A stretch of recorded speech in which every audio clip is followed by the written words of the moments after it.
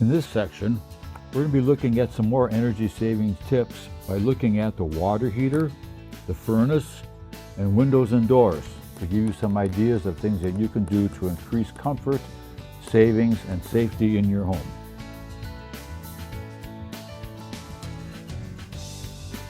It's important to look at the furnace filter at least every other month, especially if you're running central air conditioning, as we need to have good airflow through the entire system. Here I'm removing the filter, taking a look to see how dirty it is. You can see there's a fair amount of accumulation on that. Note that the fins on the furnace cover are not as big as the filter, so the filter can be turned around. What I'm doing is pointing to which direction that filter should be applied so that the airflow goes through the proper side of that filter. We also want that filter to be very tight to the furnace cover. And we're going to check both filters out. Again, looking for the arrow on the side of the filter, which tells us what direction we should put that in. One other thing I'm going to do is I'm going to look for the safety switch of the furnace and turn that off, and then do an inspection of the blower fan to make sure that the blower fan is clean. Your furnace should be serviced at least every other year by a licensed professional heating contractor. This assures that your unit will run safely throughout the year and provide maximum comfort and energy savings. Ask your park manager for recommendations or search for a service professional in your area online. Here I'm taking a look at the different components, and looking at the bottom part I notice a large gap around the A-coil access point. Areas like this need to be sealed up. That hole can be covered up using silver-faced duct tape, UL 181 rated. This is something your furnace technician can do, or go to your hardware store and ask for the foil duct tape, UL 181 rated.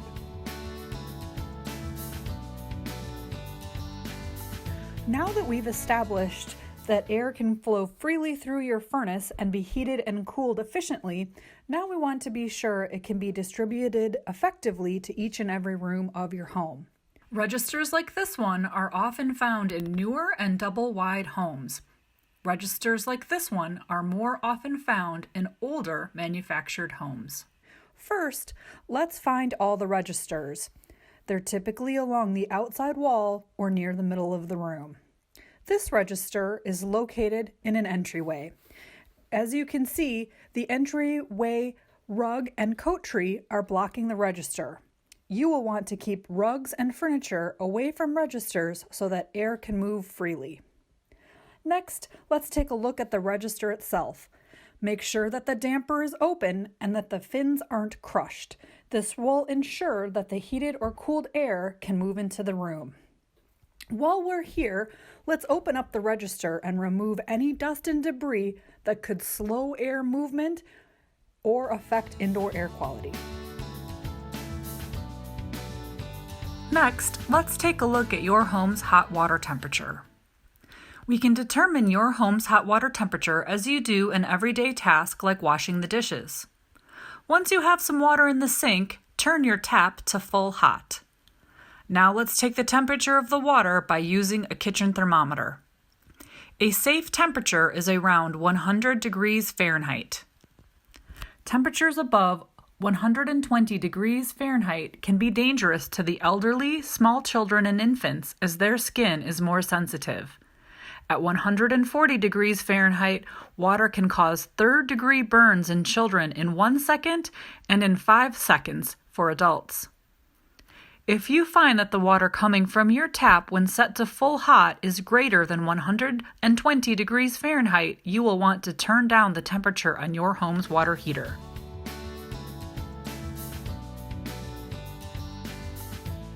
If you have determined that the water temperature in your home is too hot, then you'll want to turn down the thermostat on your water heater. On this gas water heater, you'll notice that there are no numbers to help us, so we want to turn that down incrementally. Turn it down step by step over the course of a day or two until we reach the desired temperature. Electric water heaters are a little trickier. Start by turning off the power to the unit, which is generally at the breaker panel. Then remove the access plate and insulation. Using a plastic-handled screwdriver, turn down the temperature setting to 120 degrees Fahrenheit. Keep in mind that electric water heaters often have two panels. You will need to turn down the temperature in both places. We're going to do an inspection of the water heater compartment, looking at pipe insulation, safety features like no junction box on that heater itself, a good job of insulating the water pipes, looking at any gaps around the plug-in. Up in the ceiling where it meets the wall, there's a very large gap there that needs to be sealed. And then along the edges we notice some gapping where the sheetrock was installed. All these can be caulked and sealed in place. It's difficult to get to. As you can see, that's very tight quarters, but these are places where air is being exchanged to the outside and reducing our energy efficiency, costing us money and comfort as well. So as I do this inspection, I look to see, well, what can I do to seal this up? There's that large gap between the popcorn textured ceiling and the wall itself. Now you can see some gaps on the right-hand side and around that electrical box. I use a good quality acrylic silicone based caulk. Now there it is, the finished product. It's going to be a little bit messy because it's difficult to get to. And then you'll see I used some of that pipe wrap that was used in insulating the water heater and stuffed that in that large gap and then caulked both sides of it. Now that seals it up quite nicely. Another excellent way to increase comfort, reduce drafts, and improve the thermal efficiency of your windows is to add these plastic window kits. Notice that I have already placed a double-sided tape on the frame itself. And now I'm installing the plastic and using the hair dryer to tighten it up. Before you put the plastic on, make sure that the window casing is tight against the wall. Caulk it or nail it in place so that there's no gaps behind that. Close the storm window and latch the primary window so that you don't have to take that plastic off. Now use that hair dryer to warm up the plastic and warm up that tape. This will allow for a good stick that will then be durable over the course of the entire winter. I've taken the cover off the bathroom fan to expose the inner workings. You'll see a gap between the housing and the ceiling. We're going to seal that up. Warm, moist air can leave the bathroom and enter the ceiling cavity where it will condense on the underside of the roof, causing rotting and roof decking failure. Here I'm running that caulk on there. Now you noticed a little previously that bathroom fan was turning. Even when it's not operating, there's still a certain amount of air that does leave the house because the damper is probably not completely 100% airtight.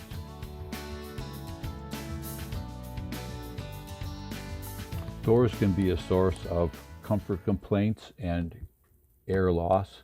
You'll notice here that this door sweep has a good chunk taken out of it on the right-hand side. Well, an easy fix is to put a replacement door sweep on it. As it's applied, make sure that it actually swings all the way open, doesn't bind on the floor, and that it seals to the threshold.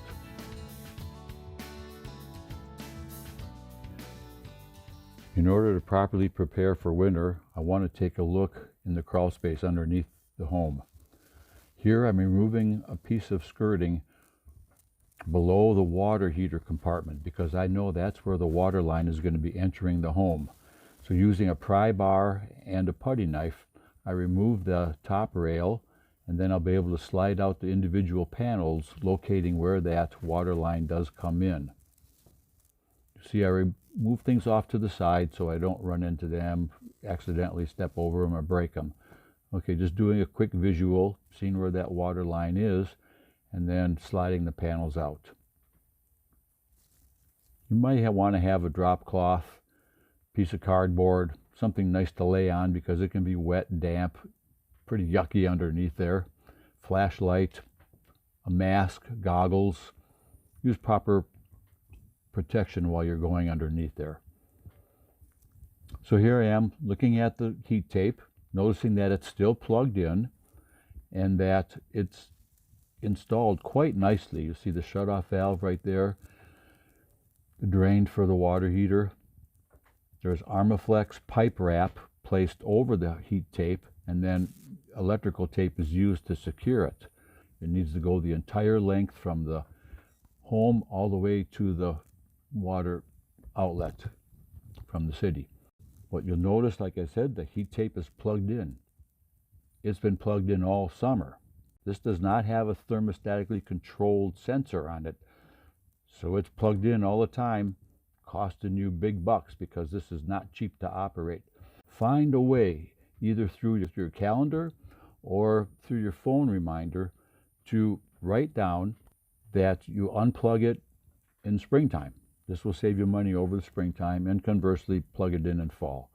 Now, after the inspection is done, I've looked at the road barrier, looked at other things. I'm just going to be putting back the paneling, cleaning out that track to make sure the skirting stays in tight so that wind or critters cannot get in there and cause damage. We want to make sure the road barrier is as tight as possible. We're not going to really go into that in this video, but you can find videos online that talk about road barrier repair and how to patch it up in order to have your house be more comfortable, energy efficient, and safe. Well, thank you everybody for watching. We hope you learned some easy ways to improve your comfort and increase your manufactured home's energy efficiency.